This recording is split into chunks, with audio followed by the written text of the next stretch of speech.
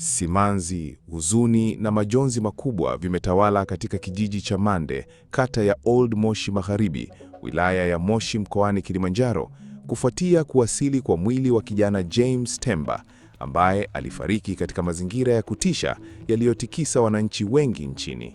Mwili wa marehemu uliwasili nyumbani kwa ajili ya maandalizi ya maziko, huku mamia ya ndugu, jamaa, marafiki na wakazi wa eneo hilo wakijitokeza kumpokea kwa majonzi makubwa. Kwa mujibu wa taarifa za familia, mwili huo uliwasili Mei 7, 2026 ukitokea Dar es Salaam, ambapo marehemu alikuwa akiishi kabla ya kukutwa ameuawa katika tukio lililoelezwa kuwa la kikatili. Baada ya kuwasili kijijini hapo, mwili uliingizwa ndani ya nyumba ya familia, huku waombolezaji wakionekana kushindwa kuzuia machozi kutokana na namna tukio hilo lilivyogusa hisia za wengi.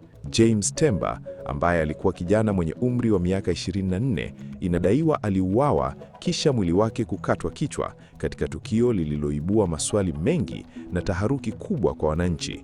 Taarifa za awali zilieleza kuwa mwili wake ulikutwa katika eneo la Mto Msimbazi jijini Dar es Salaam, huku uchunguzi wa polisi ukiendelea kubaini chanzo cha tukio hilo pamoja na waliohusika. Jeshi la Polisi Kanda Maalum ya Dar es Salaam limethibitisha kuendelea na uchunguzi wa kina kuhusu tukio hilo, huku likieleza kuwa tayari baadhi ya watuhumiwa wamekamatwa kwa ajili ya mahojiano zaidi. Polisi wamesema wanaendelea kukusanya ushahidi ili kuhakikisha waliohusika na tukio hilo wanachukuliwa hatua kali za kisheria. Katika kijiji cha Mande, ambako maziko yanatarajiwa kufanyika, hali ya huzuni imeendelea kutanda, huku ndugu wa marehemu wakieleza maumivu makubwa walionayo baada ya kumpoteza mtoto wao katika mazingira ya kusikitisha namna hiyo.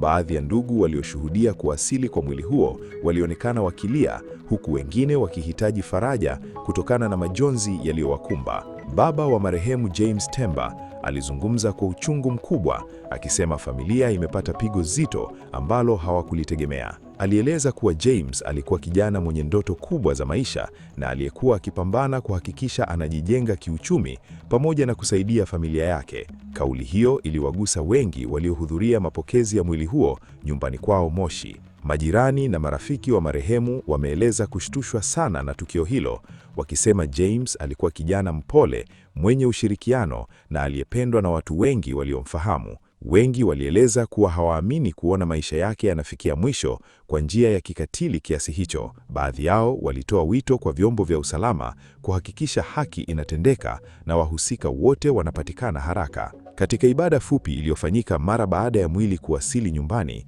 viongozi wa dini waliwataka wananchi kuendelea kuwa watulivu, huku wakiliombea familia hiyo kupata nguvu katika kipindi kigumu wanachopitia. Pia waliwataka vijana kuwa makini na mazingira wanayoishi pamoja na marafiki wanaowazunguka kutokana na kuongezeka kwa matukio ya ukatili katika jamii. Tukio la mauaji ya James Temba limeendelea kuzua mjadala mkubwa mitandaoni, ambapo wananchi wengi wamekuwa wakionyesha masikitiko yao na kulaani vitendo vya ukatili vinavyoendelea kujitokeza nchini. Wengi wameitaka serikali pamoja na vyombo vya usalama kuongeza juhudi katika kupambana na uhalifu na kuhakikisha maisha ya wananchi yanakuwa salama zaidi. Mitandao ya kijamii imejaa ujumbe wa pole na maombolezo kutoka kwa watu mbalimbali walioguswa na tukio hilo. Baadhi ya watumiaji wa mitandao hiyo wamekuwa wakitaka adhabu kali zichukuliwe dhidi ya watu wanaojihusisha na vitendo vya ukatili, huku wengine wakieleza kuwa jamii inapaswa kushirikiana kwa karibu na vyombo vya usalama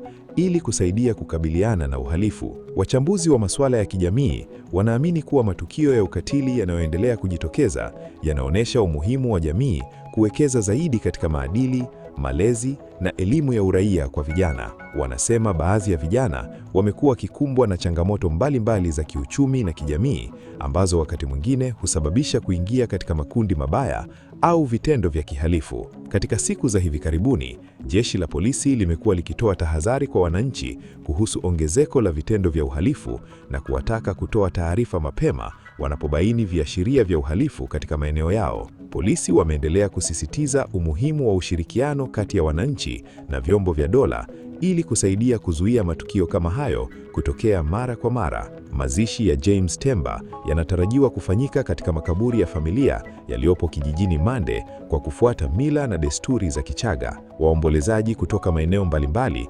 wanatarajiwa kuendelea kuwasili nyumbani hapo kwa ajili ya kushiriki mazishi pamoja na kutoa pole kwa familia iliyopata msiba huo mzito. Wakazi wa Moshi wameeleza kuwa tukio hilo limewaacha katika hofu na majonzi makubwa kutokana na namna lilivyokuwa la kutisha. Baadhi yao wameeleza kuwa ni muhimu kwa jamii kuendelea kuhubiri amani, upendo na mshikamano ili kupunguza matukio ya ukatili ambayo yanaendelea kupoteza maisha ya watu wasio na hatia. Katika kipindi hiki cha maombolezo, familia ya marehemu imeendelea kuomba Watanzania kuwaombea ili waweze kuvumilia maumivu ya kumpoteza mpendwa wao. Wamesema wameguswa na namna wananchi wengi walivyoendelea kuwapa faraja na kuwafariji tangu tukio hilo lilipotokea. Kadri uchunguzi wa polisi unavyoendelea, Watanzania wengi wanaendelea kusubiri kuona hatua zitakazochukuliwa dhidi ya wote waliohusika na tukio hilo la kusikitisha. Wengi wanaamini kuwa haki ikitendeka kwa wakati, inaweza kusaidia kupunguza matukio ya ukatili